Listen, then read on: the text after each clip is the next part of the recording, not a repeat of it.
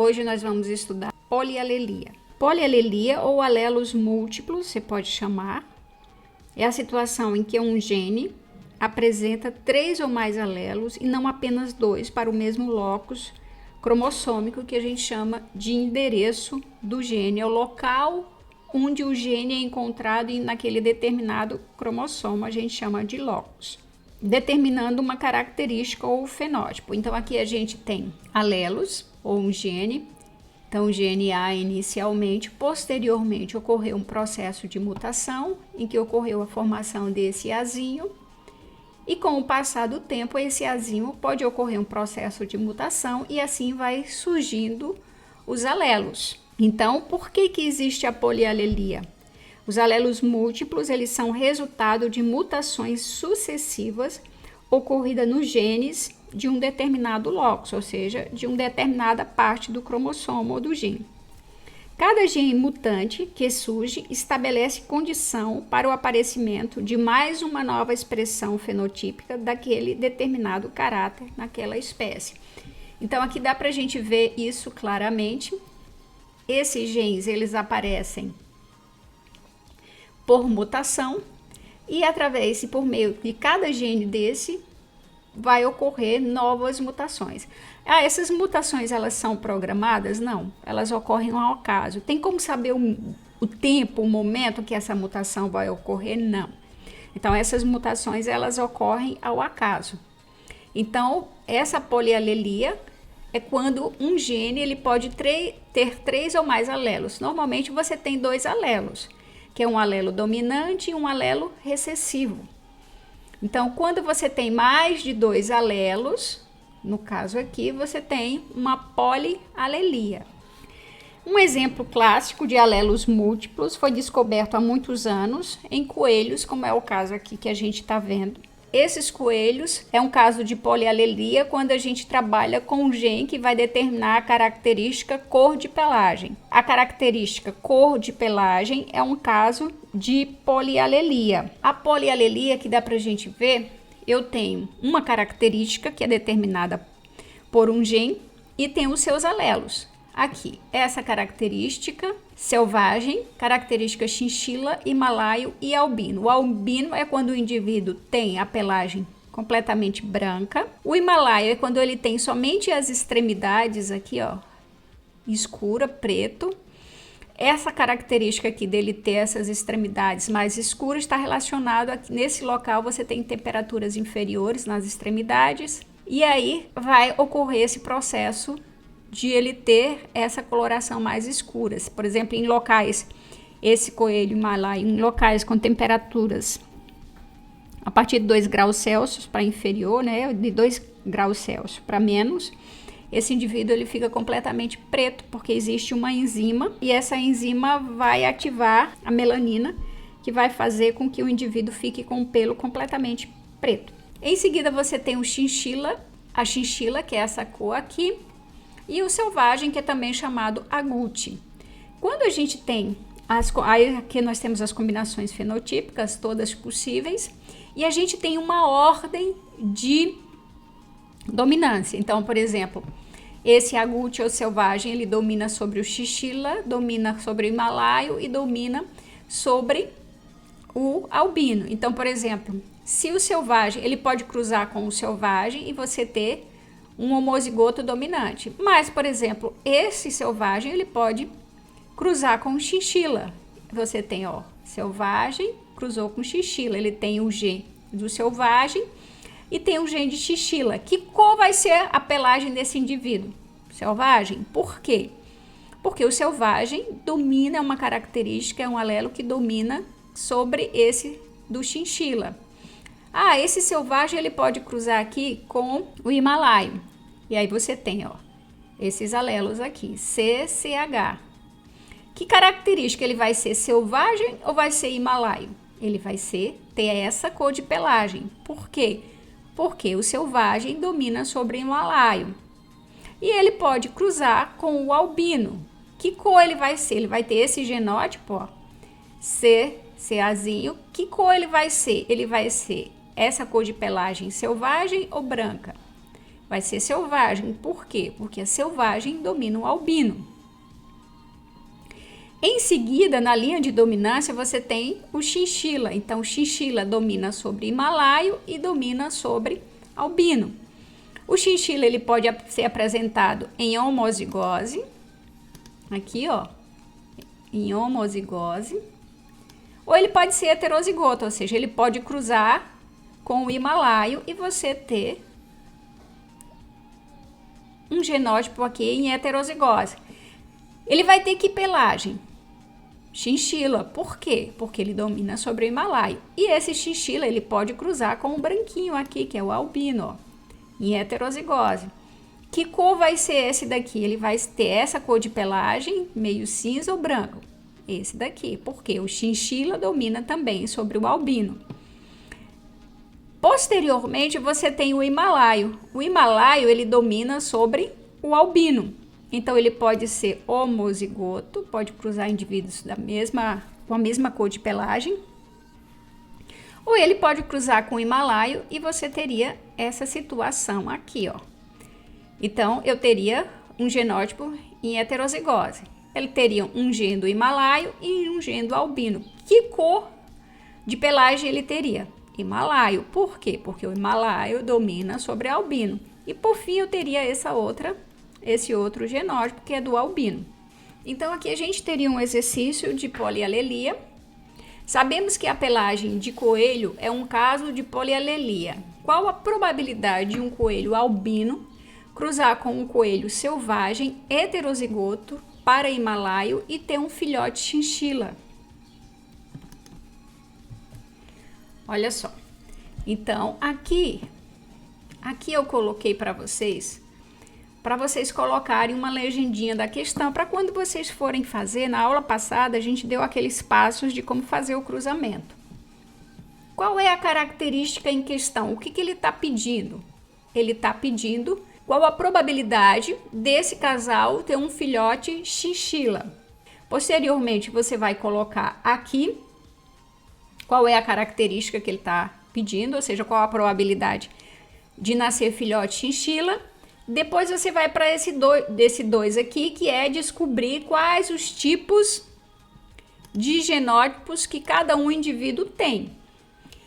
Então, ó, lendo aqui de novo, sabendo que a pelagem de coelho é um caso de polialelia. Ok, a gente viu isso agora. Qual a probabilidade de um coelho albino? A gente viu lá que o genótipo do albino, ele só pode ser CAzinho, CAzinho.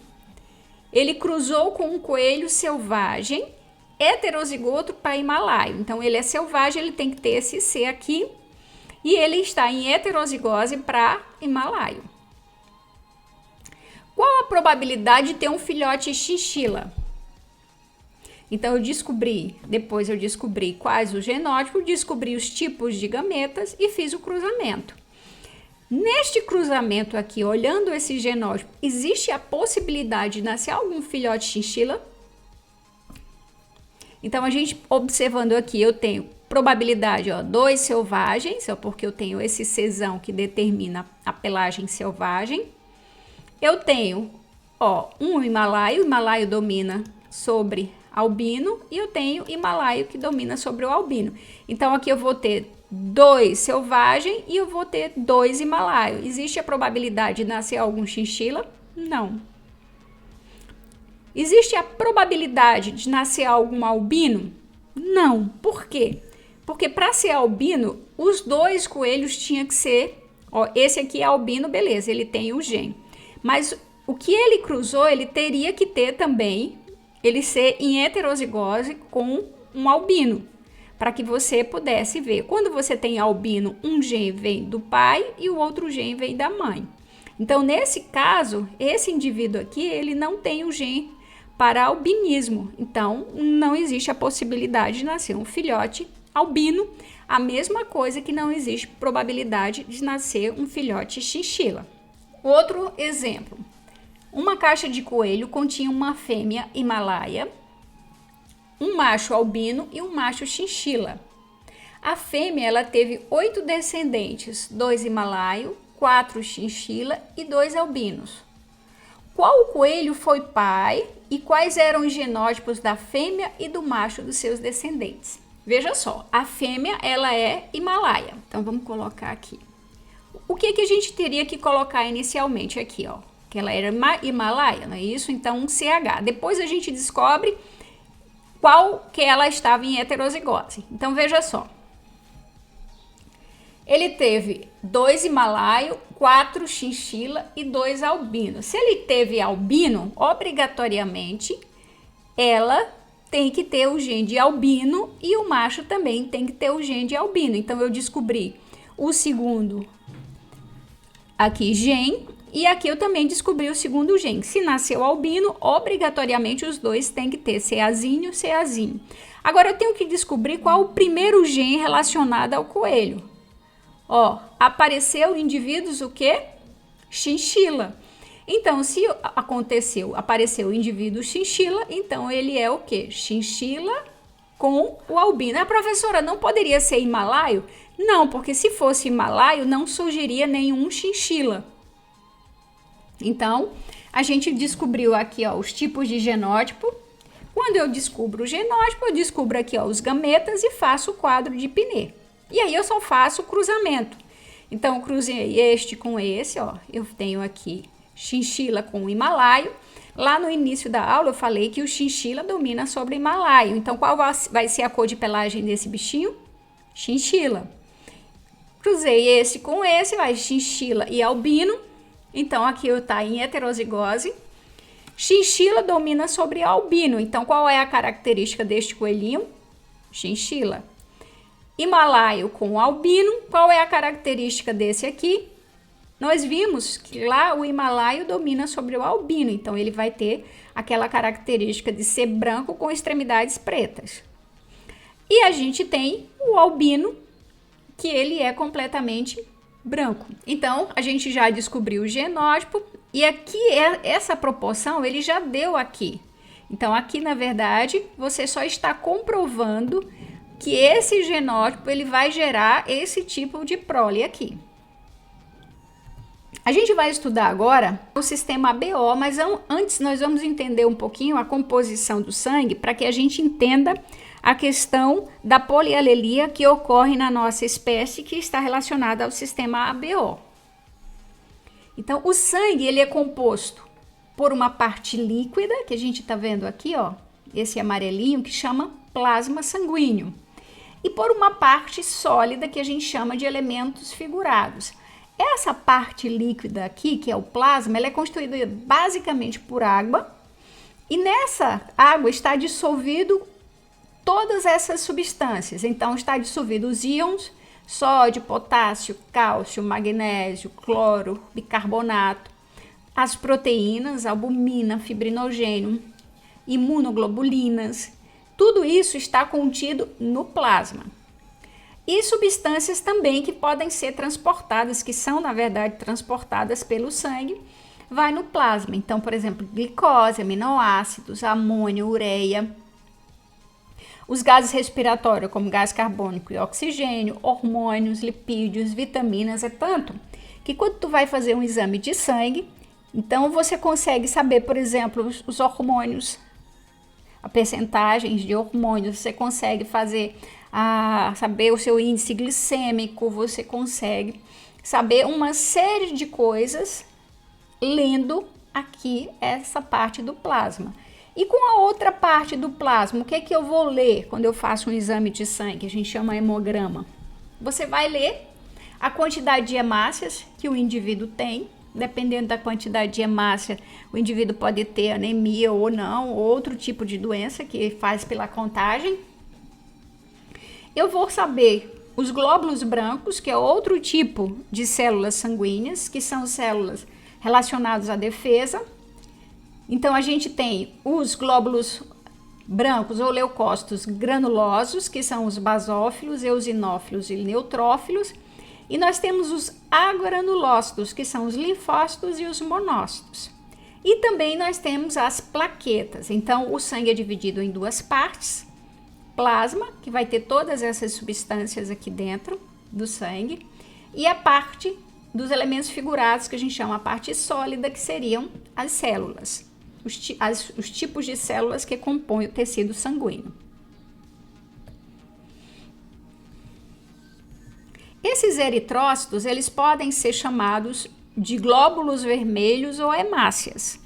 Então, são sinônimos. Eu tenho glóbulos vermelhos, hemácias e eritrócitos. Em prova, normalmente, você chama ele de eritrócitos. Essas hemácias ou eritrócitos, essas células vermelhas, elas têm antígenos. O que são antígenos? São substâncias estranhas ao organismo. Proteínas, polissacarídeos, micro-organismos, introduzidas no sangue, determina a formação de anticorpos nas hemácias e recebe a denominação de aglutinogênio. O que são anticorpos? Proteínas produzidas pelos linfócitos e plasmócitos. São células, linfócitos e plasmócitos, são células de defesa, que reconhecem e inativam o antígeno correspondente. Reação antígeno-anticorpo. Os anticorpos dissolvidos no plasma são denominados aglutininas. Por que a gente está estudando isso agora? Porque agora a gente vai entender o sistema ABO, que a gente vai ver nessa figura aqui. Olha que interessante. O nosso grupo sanguíneo do sistema ABO é um caso de polialelia, ou seja, é um caso em que um gene tem mais de 2 alelos. No caso aqui, tem 3 alelos. Então, eu tenho indivíduo do grupo A. Olha que bonitinho aqui. Essa estrutura que você está vendo aqui é o aglutinogênio. E o que é esse aglutinogênio? É uma glicoproteína que está onde? Então, isso aqui vermelho não é uma bola, é uma hemácia. E onde está essa hemácia? A gente acabou de ver que a hemácia, ela faz parte dos elementos figurados do sangue. É uma célula que está dentro do sangue, que compõe o sangue, na verdade. Então, na membrana plasmática da hemácia, existe essa glicoproteína, que a gente chama de tipo A. Ela é um aglutinogênio. Ela é aquela substância que a gente acabou de ver, o que são os aglutinogênios. Os indivíduos do grupo B, ele tem um outro tipo de glicoproteína, que é do tipo B. A gente chama aglutinogênio B. Os indivíduos do grupo AB, ele tem os 2 tipos de aglutinogênio, ou seja, ele tem os 2 tipos de glicoproteína. O tipo de glicoproteína A e B. E o indivíduo do sangue O, ele não tem nenhum tipo de aglutinogênio. Então, tá vendo aqui, ele é 0, ele não tem nenhum tipo de aglutinogênio. Essas aglutininas, elas são encontradas no plasma do sangue. Então, a gente viu que tem os elementos figurados, onde estão as hemácias, e tem o plasma, onde estão os anticorpos. Os anticorpos no sangue a gente chama de aglutininas. Então, por exemplo, quem tem o sangue A, tem a aglutinina anti-B. Por isso que o indivíduo do sangue A não pode receber sangue do tipo B. Por quê? Porque ele tem anticorpos anti-B. Se ele receber, ocorre a aglutinação do sangue B. O indivíduo que tem do grupo B, ele tem aglutinina do tipo A. Por isso que indivíduos do grupo B não podem receber do grupo A. Quando o sangue entra na corrente sanguínea, existe esse anticorpo anti-A que vai aglutinar esse sangue aqui, do tipo A, porque ele tem o anti-A. Então, o anti, ele ataca o A, o anti-B ataca B. Esse indivíduo que tem os 2 tipos de aglutinogênio, óbvio e evidente, eles não podem ter aglutinina. Por que não pode ter aglutinina? Se ele tivesse aglutinina, por exemplo, anti-B, ele atacaria o seu próprio sangue. Se ele tivesse anti-A, também atacaria o próprio sangue. Então, ele não pode ter aglutinina. E o sangue tipo O, ele tem os 2 tipos de aglutinina, anti-A e anti-B. Vamos estudar agora o sistema ABO. Então, desde muito tempo, havia preocupações a respeito do sucesso da transfusão de sangue em certas pessoas. Esse senhor aqui, o Karl Landster, vou colocar aqui, o Karl Landster observou que quando o sangue de certas pessoas era misturado, ocorria no sangue do doador a reação de aglutinação. Desta forma foi formulada a hipótese de que deveria haver vários tipos de antígenos, sendo uns compatíveis e outros não. Então a gente já viu no slide anterior a questão que são antígenos e o que são anticorpos. Posteriormente foi comprovado a hipótese do Landster, ou seja, foi descoberto que existe 2 antígenos e 2 anticorpos. Então vimos lá no slide anterior que existem os 2 antígenos, que são os aglutinogênios A e B, e que existem 2 tipos de anticorpos, que são anti-A e o anti-B. Então aqui nesse quadro nós vamos ter os fenótipos e os genótipos do sistema ABO. O sistema ABO é um caso de polialelia na nossa espécie. Nós vimos que polialelia é quando um gene ele tem mais de 3 alelos. Então normalmente nós temos 2 alelos, que é o alelo que a gente viu A e o Azinho. São 2 alelos, a gente viu lá no início da aula, que esses alelos, eles surgem por mutação. Então aqui a gente tem mais de 2 alelos. Então eu tenho o alelo A, eu tenho o alelo B e eu tenho esse aqui, que é o O. Então nós temos os fenótipos, que é a característica que se expressa, que nós vimos lá na primeira aula. O genótipo, que é a constituição gênica, é o que está contido, são genes que você possui lá no seu DNA. Então, o fenótipo, eu digo, se eu pergunto a uma pessoa qual o seu tipo sanguíneo, ele vai dizer A, ou vai dizer B, ou vai dizer AB, ou vai dizer O. Então, é a característica que se expressa. Mas se eu perguntar à pessoa qual o seu genótipo, então a pessoa ele não vai saber, a não ser que ele faça um estudo para verificar qual é o genótipo de pais e a probabilidade dele ter determinado genótipo.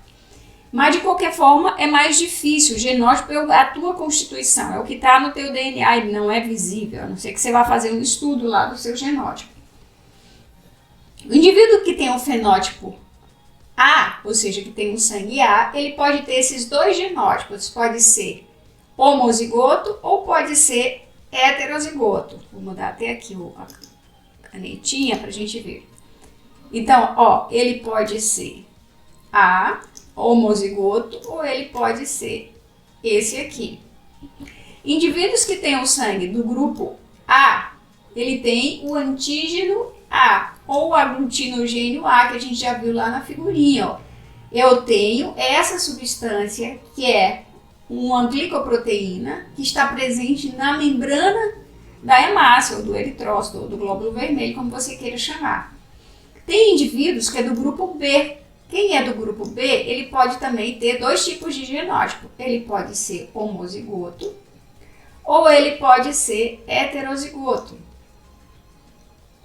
Esses indivíduos do grupo B, aqui, que a gente está olhando, ele tem o antígeno B. Então, vimos também que o antígeno B é um tipo de glicoproteína que está presente na membrana do eritrócito, da hemácia, dos glóbulos vermelhos, igual a gente já viu. Temos indivíduos do grupo AB. Aqui a gente tem um caso de codominância ou dominância incompleta, em que o A codomina com o B. Então, por exemplo, existem indivíduos que vai ter os 2 tipos de antígeno. Vai ter o antígeno A e vai ter o antígeno B. Esses indivíduos, eles vão ter o sangue AB e vai ter um único tipo de genótipo, que é esse daqui. Então, dá pra gente ver aqui, ó, azulzinho, que é referente ao antígeno B, e essas pontinhas vermelhas, que é referente ao antígeno A. E existe o indivíduo do grupo O. Ele tem um único genótipo, ele é recessivo, e ele não tem antígeno, ou seja, na sua membrana plasmática, na membrana plasmática das hemácias, não tem antígeno, nem do tipo A, nem do tipo B. Vimos lá anteriormente que o sangue é dividido em duas partes, que é a parte sólida, que são os elementos figurados, que nós vimos lá, as hemácias, os glóbulos brancos e plaquetas, e existe o plasma, que é a parte líquida. Então, é no plasma que vai haver os anticorpos. Então, quem tem o sangue A vai ter o anticorpo anti-B. Quem tem o sangue B vai ter o anticorpo anti-A. Isso aqui no plasma, tá? Quem tem o sangue AB, óbvio, não pode ter nenhum anticorpo. Porque se ele tivesse um anticorpo A, ele atacaria esse A. E aglutinaria seu próprio sangue, não faz sentido. Se ele tivesse B, a mesma coisa, ele aglutinaria. Porque aqui a sua hemácia, ela tem o aglutinogênio B. Então, indivíduos do grupo AB, no seu plasma não existe anticorpos, nem anti-A, nem anti-B. O indivíduo do sangue O, ele vai ter os dois anticorpos, anti-A e anti-B. Então, aqui a gente tem o quadro que é para vocês observarem o genótipo, que é a característica que se expressa, o fenótipo, que é a característica que se expressa, o genótipo é a sua constituição gênica, o tipo de antígeno e o tipo de anticorpos. Lembrando que o antígeno está presente nas células, nas hemácias, e os anticorpos no plasma. Aqui nós temos a questão de dominância. Então, por exemplo, o A é igual ao B. Existe uma codominância ou uma dominância incompleta. Se os dois aparecerem no mesmo genótipo, então eles codominam. E o A domina o O e o B domina o O. O que significa isso? Então, por exemplo, se eu tenho um indivíduo que tem aqui, por exemplo, o gene A, o alelo A e o alelo Izinho, qual vai ser o sangue dele? A ou O? Então, como o A ele domina sobre o O sangue do indivíduo vai ser A. A mesma coisa com o B, se ele tivesse, por exemplo, assim.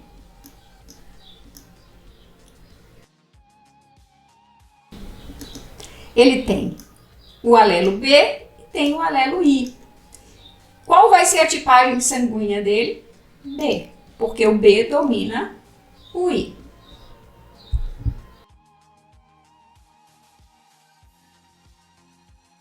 Como que é feito a tipagem sanguínea? Como que é feito a análise para verificar qual a tipagem de cada indivíduo?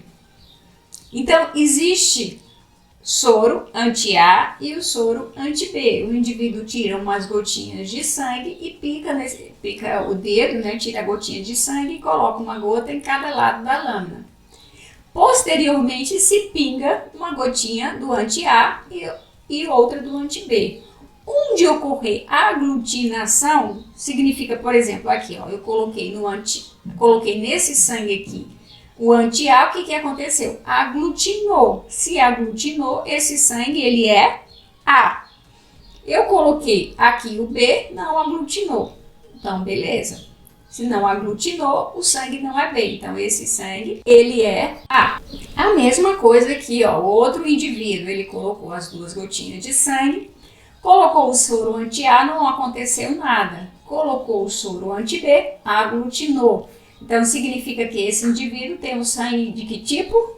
D. Muita gente confunde. Ah, professor, isso aqui é o A, porque tem o anti-B, reagiu. Não, gente. O A, ele tem o anticorpo anti-B. Ele tem o anticorpo anti-B porque se ele receber sangue do B, o que vai acontecer? Ele vai coagular o B. Então, os anticorpos, eles vão atuar, por exemplo, eu tenho anti-A, ele vai atuar no sangue A. O anticorpo anti-B vai atuar no sangue B. Coloquei aqui, ó, o anti-A e o anti-B, os dois coagularam. Significa que o sangue desta pessoa é do tipo AB. E aqui eu coloquei nos dois, não coagulou. Se não coagulou em nenhum dos dois, nem com o anti-A, nem com o anti-B, significa que esse indivíduo ele tem o sangue O. Por que ele tem o sangue O? Porque ele não tem aglutinogênio, ele não tem nem o A, nem o B. Se ele não tem aglutinogênio, quando eu jogo o anticorpo, beleza, como eles não têm o antígeno, não reagem.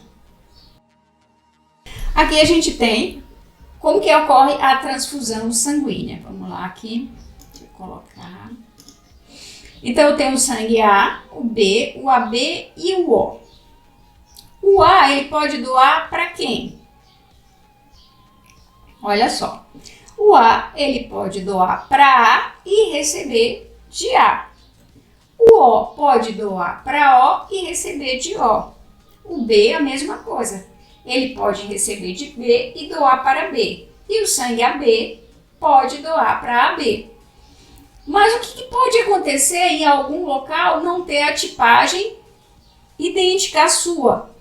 Então, existe, por exemplo, a possibilidade de, por exemplo, eu vou estar em um hospital, o meu sangue é A e não ter o tipo A. Existe a possibilidade de eu receber um outro tipo de sangue que está disponível no momento? Sim. Qual seria esse tipo de sangue? Vamos ver agora. O O. Então, o O, ele é doador universal. Por que ele é doador universal? Porque ele não tem os antígenos, eles não têm os aglutinogênios, nem A nem B. Então, por exemplo, se o sangue O doar para um sangue A, beleza. Por quê? Porque esse O não tem aglutinogênio. Então, o anti-B que tem aqui no A não vai reagir. A mesma coisa que o O pode doar para o AB, a mesmíssima coisa. Ele não tem os aglutinogênios. E aqui do B, a mesma coisa. E eu tenho, então, o O, como ele pode doar para todos, ele é chamado de doador universal, porque ele pode doar para todos justamente porque ele não tem aglutinogênio. E o AB? O AB, ele é o receptor universal. Então, como ele não tem anticorpos, ele não tem aglutininas, então, como ele não tem os anticorpos, eles podem receber de O, de A e de B. Mas preste uma atenção aqui, ó. O B, ele pode receber de todos, mas só pode doar para AB. Por que não tem uma setinha aqui dizendo que o AB pode doar para A? Porque se o AB doar para o A ele tem o anti-B, ó, que pegaria esse B aqui. Então, o AB ele pode receber de todos, mas só pode doar para AB. O O ele pode doar para todos, mas só pode receber do O. Basicamente, todas as questões relacionadas a grupos sanguíneos vai estar relacionados a essa questão de transfusão sanguínea. A maioria das questões estão relacionadas a essa transfusão. Então, você tem que saber de cor, de cabeça, quem recebe e quem doa. Então, o A ele pode doar para o A e pode receber de A e de O. O O pode doar para O, pode doar para todos e pode receber só de O. O B pode doar para B, olha só aqui, e pode receber de O e de B. O AB pode receber de todos, uma vez que ele é receptor universal, mas só pode doar para B. Então, isso vocês têm que estar muito claro na cabeça de vocês, quem pode doar, quem pode receber. Então, aqui a gente tem um exercíciozinho sobre o sistema ABO. Um casal, o homem e a mulher, possuem o sangue do mesmo tipo, ou seja, sangue AB. Qual a probabilidade de os filhos possuírem o mesmo tipo sanguíneo? Ó, se ele tem o sangue AB, só existe uma única possibilidade, que é o AB, né? Só existe um único genótipo. Quando você vai fazer o quadro de Pinel, cruzamento, então A com A vai dar azão, azão. A com B vai dar AB. A com B vai dar AB e B com B vai dar B. Então, quais são os tipos de sangue? Esse casal, ele pode ter indivíduos com sangue, filhos com sangue A, com sangue AB e com sangue B. Qual a probabilidade de nascer com sangue A? 1/4. Por que 1/4, professora? Me explique, por favor. Então, eu tenho quantas possibilidades? 4. Então, beleza. Se eu tenho 4 possibilidades, eu boto 4 aqui. Quantas vezes apareceu aqui o sangue A? Uma vez. Então, 1/4. Qual a probabilidade de nascer um indivíduo com sangue B? Quantas possibilidades eu tenho? Tenho 4. Quantas vezes apareceu? 1. Aqui, qual a probabilidade de ter o sangue AB, que é o que ele está perguntando? Que é a probabilidade de ter filhos com o mesmo tipo sanguíneo dos pais. A mesma coisa aqui, ó, você coloca. Quantas probabilidades eu tenho? 4. Quantas vezes apareceu? Aqui é diferente, eu tenho 1 e aqui eu tenho 2. Então, 2/4. Ah, professora, eu posso simplificar? Pode. 1/2. Ah, eu posso colocar em porcentagem? Posso. Multiplico aqui por 100. E vou ter a porcentagem que é 50%. Continuando, um exercício sobre o sistema BO. De acordo com seus conhecimentos sobre transfusão sanguínea, complete a frase abaixo. Então, obviamente, aqui a gente já completou, é só para a gente relembrar. Uma pessoa do grupo sanguíneo A, ele pode receber sangue de quem? Ele pode receber sangue do seu mesmo grupo, a mesma tipagem que é a sua, ou seja, pode receber do sangue A. E ele pode receber mais de quem? Do O. O O, ele é o doador universal, então ele pode doar para todos. Mas por que o O ele pode doar para todos? Ele pode doar para todos porque ele não tem aglutinogênio, nem A nem B. E o sangue A? Esse sangue aqui, ele pode doar para indivíduos com o seu mesmo tipo de sangue, a mesma tipagem, A, e pode doar para a B. A B, a gente viu anteriormente, que é o receptor universal. Por que ele pode receber de todos? Porque ele não tem anticorpos, nem anti-A, nem anti-B. A mesma coisa, uma pessoa do grupo sanguíneo B, ele pode receber de quem? De B, óbvio. Sua mesma tipagem sanguínea. E ele pode receber também de O. Por que pode receber de O? É o doador universal. Ele pode doar para todos, porque ele não tem os aglutinogênios, nem A nem B. O indivíduo do sangue B, ele pode doar sangue para quem? Indivíduos do grupo idêntico ao seu, que é o grupo B, e pode doar para o AB, porque o AB é o receptor universal. Ele pode receber de todos, porque ele não tem anticorpos, nem anti-A, nem anti-B. Uma pessoa do grupo sanguíneo O, ele pode receber sangue apenas do O, mas ele pode doar para todos os tipos de sangue. Por que ele só pode receber de O? Porque ele tem o anti-A e o anti-B. Ele tem os dois anticorpos, então ele não pode receber nem de A, nem de B. Agora a gente vai estudar o sistema RH. O sistema RH não é um caso de polialelia, é um grupo sanguíneo, faz parte, é um sistema sanguíneo. A gente estudou o sistema ABO, agora a gente vai estudar o RH, o sistema RH, que são diferentes, que estão em cromossomos diferentes. Então, eu posso ter o sangue A, ele pode ser positivo ou negativo, eu posso ter o sangue B, ele pode ser positivo ou negativo. Então, eles estão em cromossomos diferentes, são formados por genes diferentes. O sistema RH, o fator RH do sangue, foi descoberto em 1940 por Lanster, que é o mesmo cientista que trabalhou com o sistema ABO. Ele injetou sangue do macaco rhesus em um coelho. Esse pesquisador verificou que o coelho produzia um anticorpo anti-RH que aglutinava as hemácias do macaco, o que levou a inferir que nas hemácias aglutinadas deveria existir um antígeno e ele chamou esse antígeno de RH. Posteriormente, verificou que um grande número de pessoas tinha sangue com antígeno RH. Esses indivíduos foram chamados de RH positivo porque suas hemácias reagiam com o anticorpo RH. Aqueles cuja hemácia não reagiram foram chamados de RH negativo. A herança do sistema RH é determinada por um par de genes alelos, que é o Rzão e o Rzinho. O gene Rzão é dominante sobre o gene Rzinho.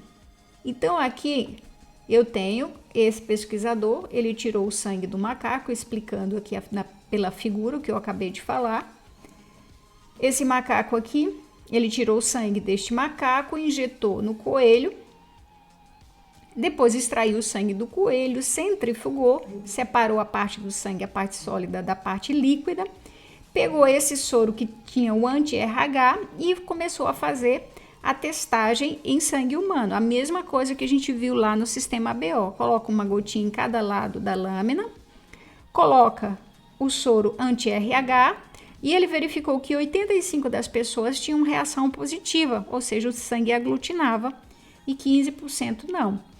Então, com essa pesquisa, ele verificou que provavelmente existia nas hemácias desses indivíduos, ou seja, nas hemácias do sangue, devia também existir um aglutinogênio, né? ou um antígeno que fazia com que esse anticorpo reagisse. Então, o indivíduo que tem esse antígeno passou a ser chamado de RH positivo, porque ele chamou o fator RH, e o indivíduo que não tinha nas suas hemácias esse aglutinogênio passou a ser chamado RH negativo. Sistema RH relacionado a transfusões. O RH positivo, ele pode doar para o RH positivo.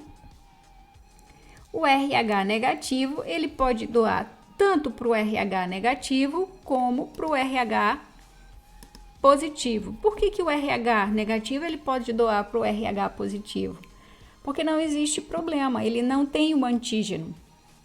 Então, ele não tem na sua hemácia aquela substância que a gente chama de antígeno. Então, esse não vai ocorrer uma reação aqui.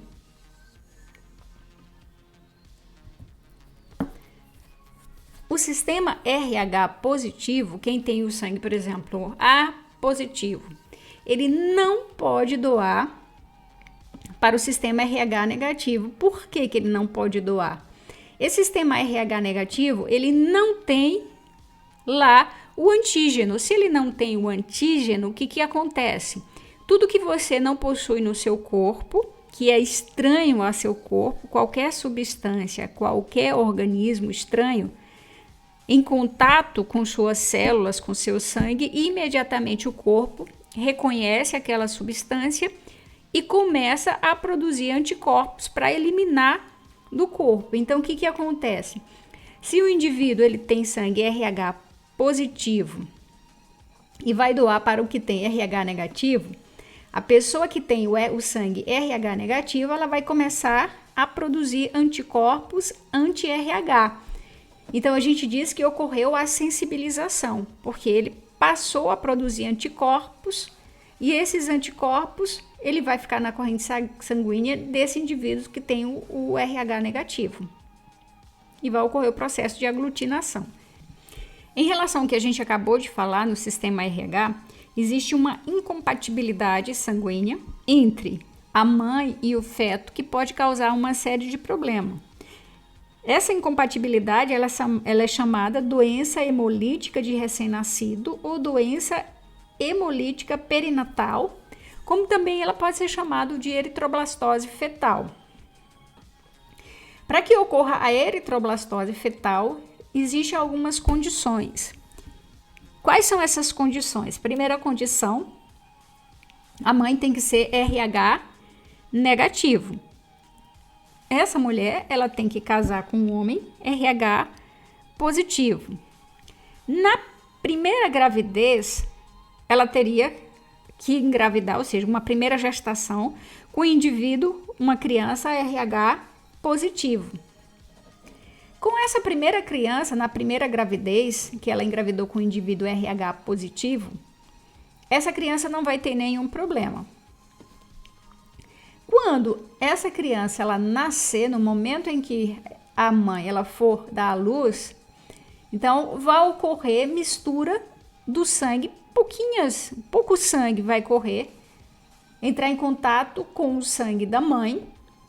E quando esse sangue RH entra em contato com o sangue da mãe, né, o sangue do menino, da criança, entra em contato com o sangue da mãe, vai ocorrer o que a gente chama de sensibilização.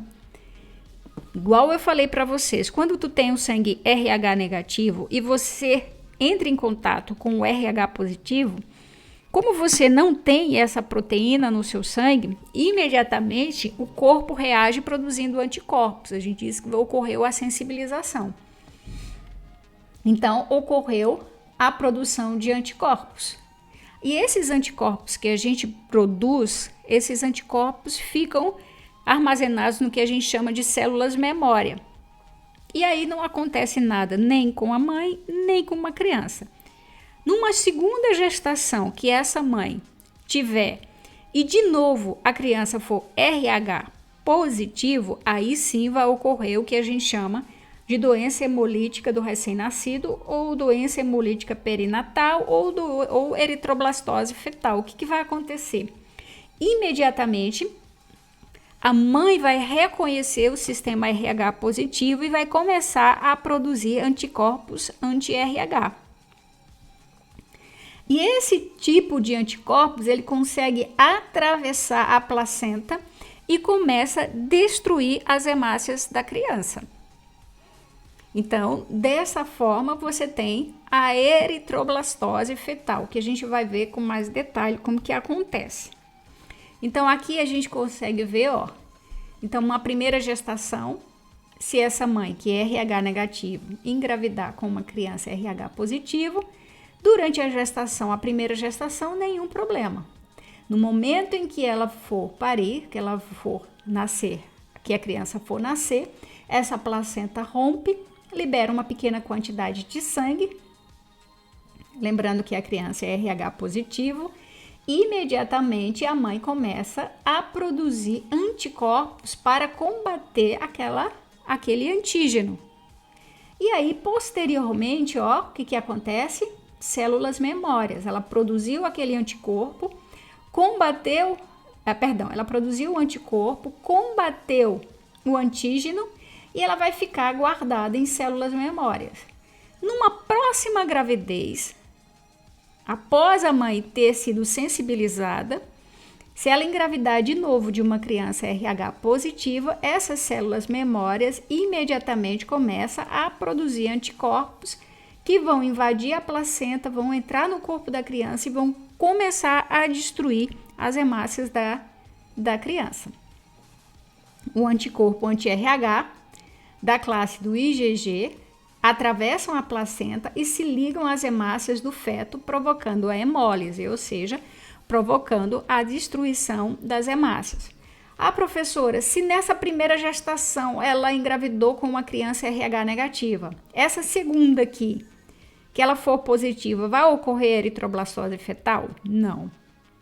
Ah, professora, ela engravidou negativo, depois a segunda negativa, a terceira foi positivo, vai ocorrer? Não.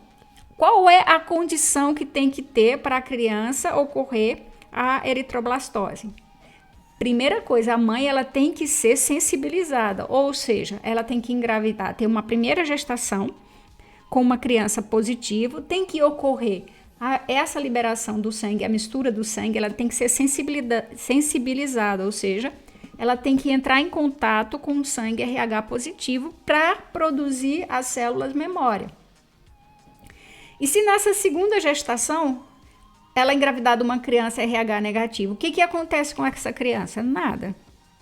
E a terceira gestação, se for positiva, aí essa vai ter. Então, na verdade, a eritroblastose fetal ela vai ocorrer após a sensibilização, ou seja, a mãe ela tem que ser sensibilizada, ela tem que estar em contato com o sangue RH para produzir os anti-RH, para numa próxima gestação, que ela engravidar com o indivíduo com RH positivo, para ocorrer a eritroblastose fetal.